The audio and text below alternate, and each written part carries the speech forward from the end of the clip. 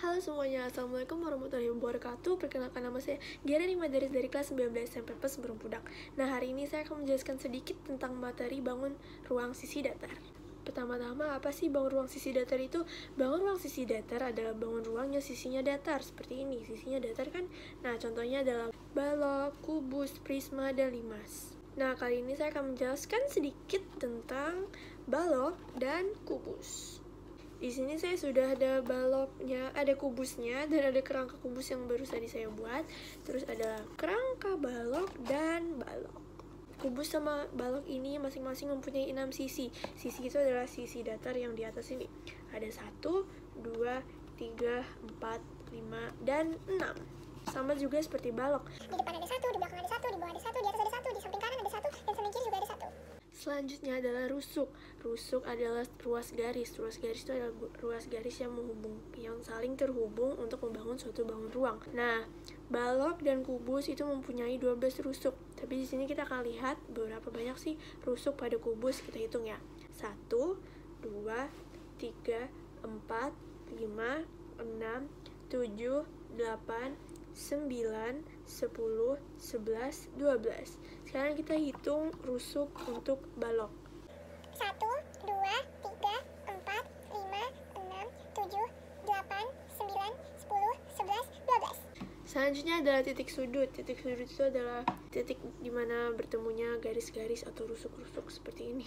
Titik sudut pada kubus dan balok itu ada 8. Kita hitung ya. 1, 2, 3, 4, 5, 6, 7, 8. Begitu juga dengan balok. 1, 2, 3, 4, 5, 6, 7, 8. Selanjutnya adalah diagonal sisi. Diagonal sisi itu adalah garis yang memotong bagian sisi menjadi 2 bagian.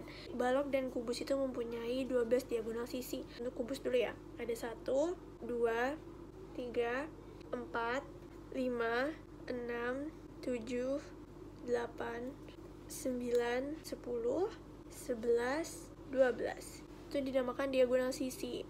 Nah, untuk diagonal sisi pada balok itu juga sama. Selanjutnya ada diagonal ruang. Diagonal ruang itu juga adalah garis yang memotong suatu ruang pada bangun ruang. Balok dan kubus itu mempunyai 4 diagonal ruang. 1, dia tuh kayak menyilang seperti ini loh. 1, 2, 3, 4.